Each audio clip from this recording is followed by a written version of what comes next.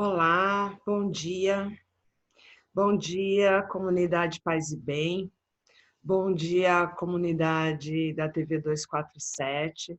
Meu nome é Adriana, sou a Adriana de Nanã, de Leia Shelma Nanã, e tenho a felicidade de estar aqui mais uma manhã de quinta-feira com vocês, tá certo? Bom, como todo programa, eu gosto de agradecer sempre. Eu vou agradecer, falar aqui o nome de algumas pessoas que eu quero agradecer, aqueles que têm participado, têm deixado seus comentários, têm dado like lá no nosso canal, no programa, têm se inscrito no programa. Então, hoje eu quero agradecer a Isa Castro, André Piraju, Elisa Mendonça, Silvana Gonçalves, Maria Elise Araújo Pontes, Núbia Bentes, Marcelo Matos, a Regina Pereira, que inclusive ela diz assim, ó, bom dia, e a Adriana de Nanã, seus programas têm me feito muito bem e ajudado-me a compreender melhor as relações étnicas e éticas em nosso país. Gostaria de compartilhar com você uma análise sobre as culturas feitas na parapsicologia do sistema Grisa.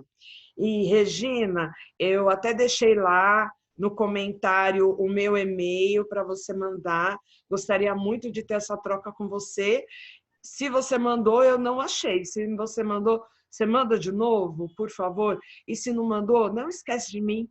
Manda porque eu achei interessante, tá bom? E o André Piraju, ele disse: Adriana, gostaria de humildemente sugerir seria possível você falar no candomblé que é Nanã, Olorum, Axé, quem são os ancestrais? Bom, aí eu prometi lá que eu estaria fazendo isso no próximo programa, certo, André? E aí eu decidi fazer um pouquinho mais, né? Não vou falar só de Nanã, de Olorum, vou a cada programa aqui com vocês, vou falar de um ancestral, vou falar de um orixá, falar um pouquinho dele e trazer um pouco dessa reflexão para o nosso dia a dia, para o nosso cotidiano, tá certo? Então, deem lá suas dicas, me falem se gostou ou não, tá? Dão lá seus comentários, porque eu leio, eu acompanho, tá bom?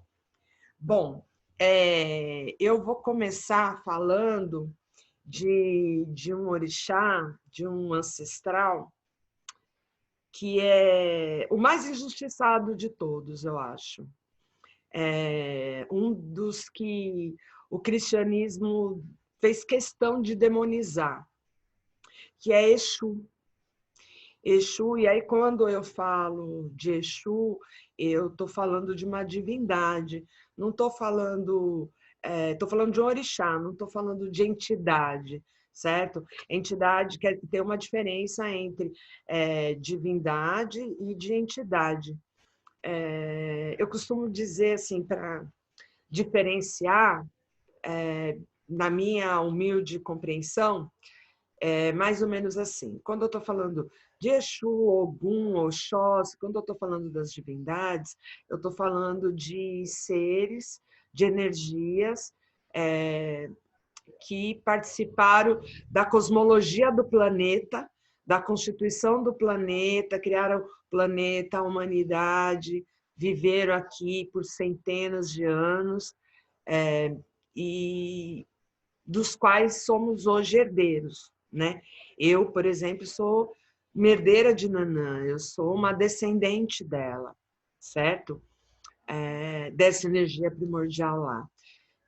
Já uma entidade são desses que é mais comum, tem também nas casas tradicionais, né, de candomblé, nos terreiros de candomblé, mas é mais comum nas casas de umbanda, nos terreiros de umbanda, que são aqueles que dão consulta, que conversa, né, que dão passe, diferente, tá bom?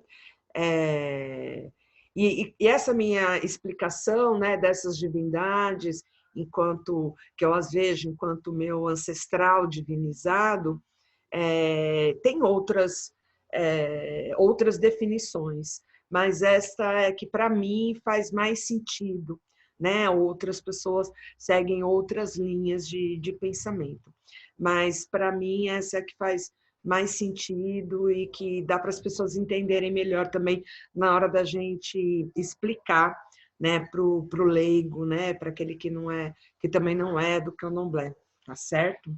E então eu vou falar hoje de Exu, que também é conhecido como Eleguibara, Légua, Eleguá, né, mais em Cuba, né, nas santerias, assim.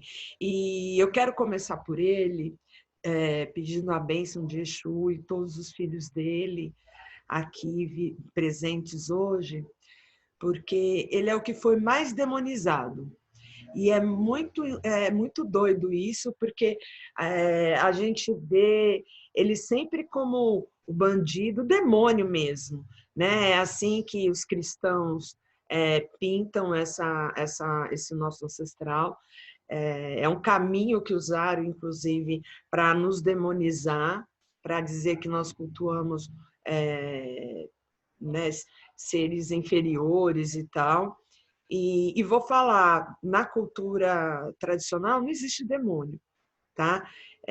Assim, não existe inferno, esse conceito, essa dualidade rígida entre bem e o mal, né? E céu e inferno não existe.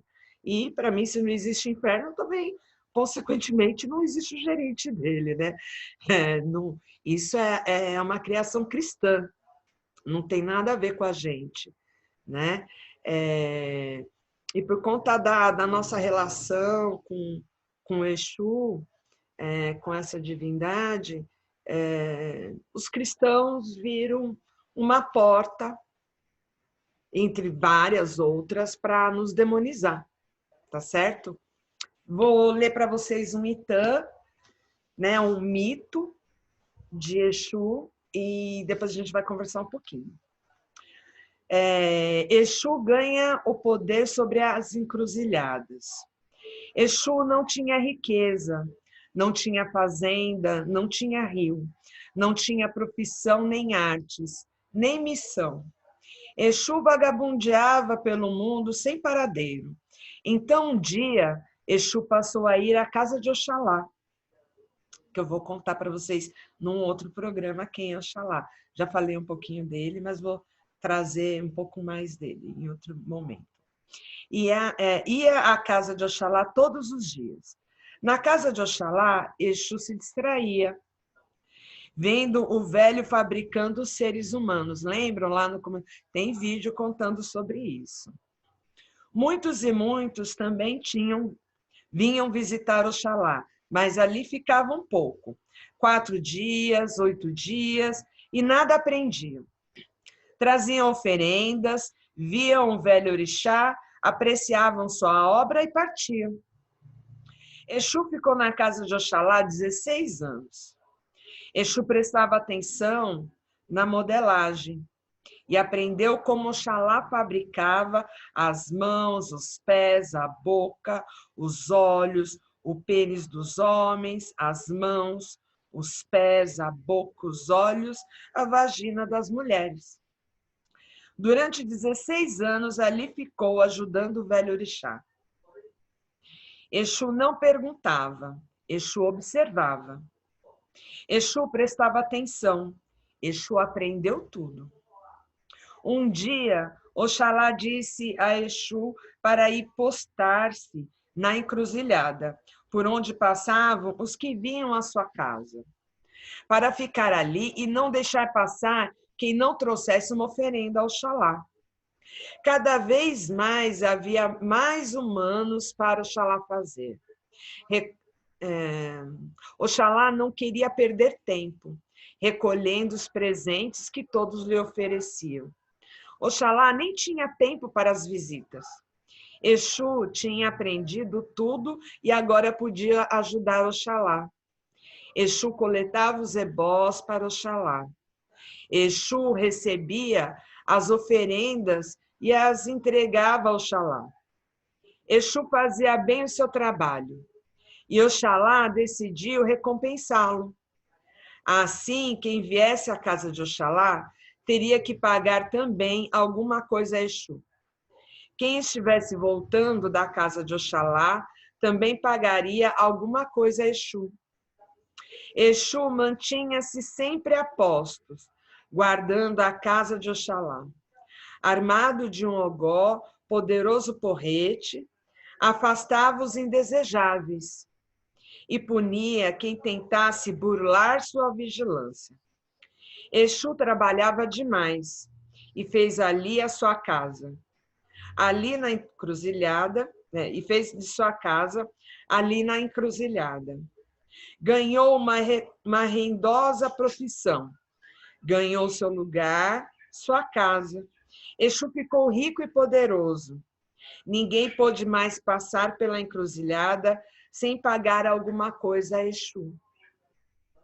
Então, é assim. Bom, o Periquito já está querendo participar da conversa. Aqui tem uma coisa, assim, muito interessante. Cada vez que a gente fala de orixá, que eu estou contando, olha aí, que eu estou contando história de orixá, ele começa a cantar. Ou se a gente está cantando para orixá, ou se eu estou rezando, dependendo do dia, ele começa a participar. É muito engraçado. A prova de que todos os seres são divinos, né? Eu acredito nisso. Bom, o que estamos falando aqui, né? O que estão mostrando de Exu, dessa divindade? Ah, tem o cachorro também, né? Vocês já sabem disso, já contei para vocês.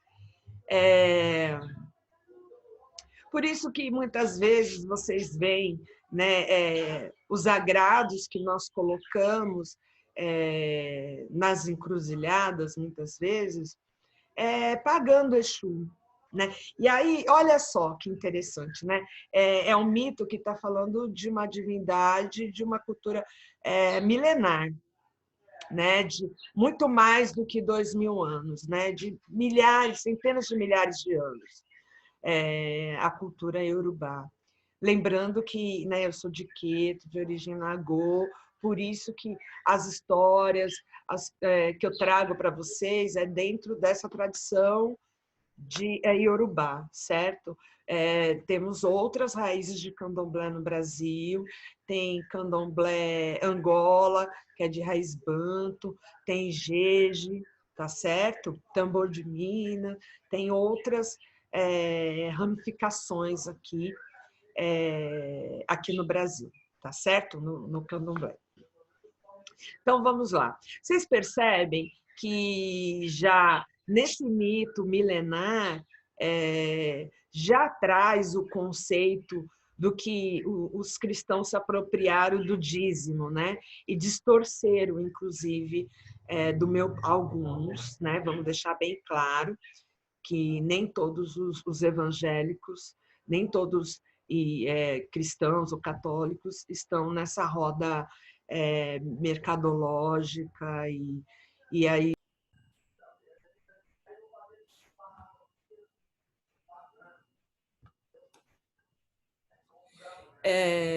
desculpa, é que deu uma fechada aqui, eu achei que tinha desligado tudo aqui, o computador e a gravação. Então, nem todos os cristãos estão dentro dessa roda, né, mercadológica louca. Mas veem que, quando eles falam do dízimo, por exemplo, um que a gente chama de um fundamento, um preceito, né, uma regra de convivência milenar, de centenas de milhares de anos, nessa relação com as divindades, já entre eles, inclusive. Né? Onde tudo tem um preço na vida. Então, os humanos, eu já contei para vocês, né, que Oxalá, aquele que molda os nossos corpos com um barro que é cedido pela Nanã, mas nessa série que eu vou fazer aqui para vocês, eu vou destrinchar um pouco mais cada um dos orixás, trazer um pouquinho mais deles. E aí, esse humano, quando ele vai nascer, esse espírito vai até Oxalá pedir para ele modelar seu corpo para ele nascer. E aí, esse agrado, que a gente chama de ebó, é um pagamento, né? Não quer dizer que as pessoas chegam lá e dão uma casa, né? Dão toda a casa e toda a sua família para Oxalá fazer, modelar esse corpo, né? Esse dízimo que a gente pode dizer. Na verdade, as pessoas vão e contribuem com aquilo que elas têm. E nessa época era o quê? Se era criador de galinhas, ele ia com uma galinha, não ia com metade das suas galinhas, ia com uma galinha, ou ia com os ovos da galinha. Então, esse pagamento não é a quantidade que vale, né? Esse pagamento, essa retribuição, essa troca, na verdade, é mais importante o que você, a dedicação que você tem, o reconhecimento que você tem por aquilo que você vai receber, entendeu? Isso que é mais importante do que tudo. E não a exploração, né, das pessoas. Não era essa a proposta, certo? E essa relação é para todos, independente de religião, né? Quando a gente ouve, tudo tem um preço na vida. Sim, por conta desses mitos, né? Que a gente entende e os mais velhos sempre disseram, olha, tudo tem um preço na vida, as escolhas, o preço das escolhas, por conta disso, né? Realmente, tudo tem um preço, tudo a gente vai pagar de alguma forma.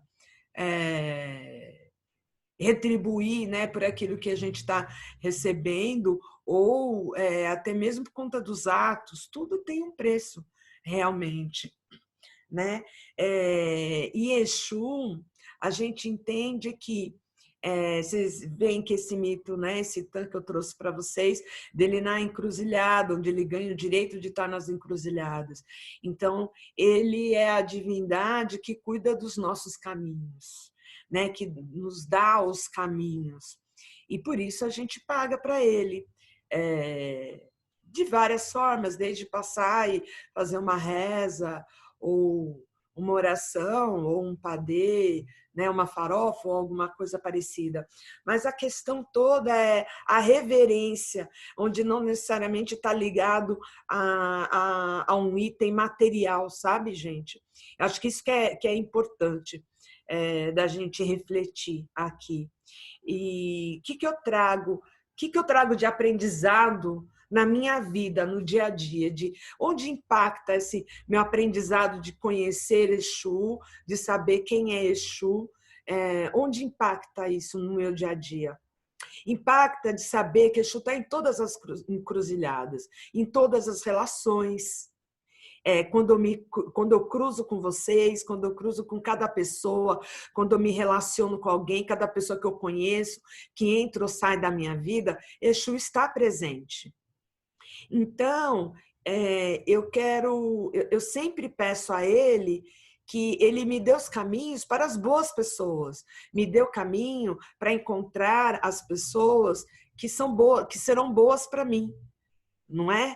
E tem uma coisa interessante também, né? Uma pegadinha nessa relação, no aprendizado, né? Dessa relação com o Exu, é entender que a qualquer momento, e vocês já viveram isso, né? Às vezes você conhece, pensa bem, você conhece uma pessoa hoje, você é super grosseira com ela, super mal criado, grosseiro, não dá atenção, humilha a pessoa, julga ela pela forma que ela é, pela forma que ela está, que você acha que ela é, né?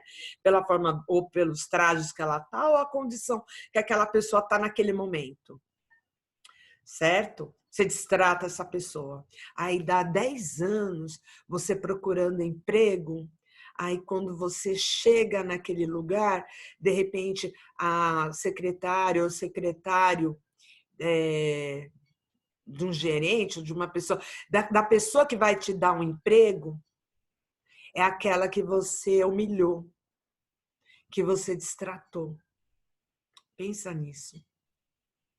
Exu cruzando o seu caminho, os nossos caminhos. Não é? Você depender daquela pessoa que você humilhou, que você destratou, que você foi injusto, para alcançar alguma coisa que você quer muito ou que você precisa. Quantas vezes você já não foi destratado ou subjugado por alguém num determinado momento e aí depois, num outro momento, você virou chefe dessa pessoa? É aí que está o lugar, um dos lugares, né, dessa divindade maravilhosa. Porque sem isso, não haveria reparação, né? Porque eu acredito que a gente está aqui para melhorar todo dia, para a gente aprender alguma coisa, para a gente se tornar melhor, para a gente se evoluir, né, espiritualmente. Mas não para ter a ascensão divina para o dia que sai daqui. Não, para todo dia que a gente tentar melhorar, né? Só que se chega aqui e tudo é muito fácil, tudo muito tranquilo, eu machuco alguém e não me acontece nada de volta, e não necessariamente, eu não estou dizendo do olho por olho, dente por dente, não é disso que eu estou falando. Eu estou falando de situações que a gente vivencia, que se a gente for atento, eu, por exemplo, por ser de matriz africana, por ter esses itãs, por ter essa relação com essas divindades, muitas vezes que eu me vejo numa situação difícil ou numa situação ruim, eu paro para pensar o que tem para eu aprender ali. O que tem ali para me tornar uma pessoa melhor. Porque é isso, a gente não tem como fugir das coisas ruins, não é? E eu acredito, e é lógico, não quer dizer que a gente não fica chateado, não fica magoado, não fica revoltado, às vezes só que tem um tempo, né? Não dá para ficar a vida inteira revoltado por uma situação. Acho que depois quando baixa a energia, quando passa o susto, né? Ou o tumulto, vale a gente fazer uma autoavaliação, uma autocrítica e pensar como eu poderia ter evitado isso ou como eu posso ser melhor na próxima vez que eu me deparar com essa situação, né? O que eu vou levar disso? Então é isso. Eu espero que vocês tenham gostado. A minha ideia é daqui, né, por um tempo, fazer uma série com vocês, falando, cada quinta-feira eu vou falar um pouquinho de um orixá, mas trazendo essa reflexão dessa divindade para o nosso dia a dia, tá certo? Agradeço imensamente a participação de vocês. Gostou do vídeo? Gente, dá um like, se inscreva no canal, contribua com o Paz e Bem, né? Eu nunca falo disso, porque eu também estou aprendendo e tal, mas essa comunidade para, né, o Mauro poder manter essa comunidade é importante para todos nós. Eu mesmo cresço e aprendo muito com vocês aqui, com essa oportunidade, tá certo? Que tenha uma quinta-feira abençoada, que todos os caçadores, que nessa quinta-feira Oxóssi, Oxum, que também tem seu lado caçadora, também, Oxóssi, Oxum, Ogum também, né, que Ogum ensinou Oxóssi a caçar, inclusive, que todas as divindades dessa quinta-feira nos tragam uma caça farta, com muita harmonia, que cada um de vocês tenha uma mesa farta, com amigos leais e família saudável em volta dessa mesa para poder compartilhar compartilhar as coisas boas e as coisas ruins, para que a gente nunca esteja sozinho, para que cada um de vocês não se sintam sozinhos nessa quinta-feira, se sintam acolhidos, tá certo? Axé. E tenham um ótimo final de semana, um fim de semana abençoado. Tchau.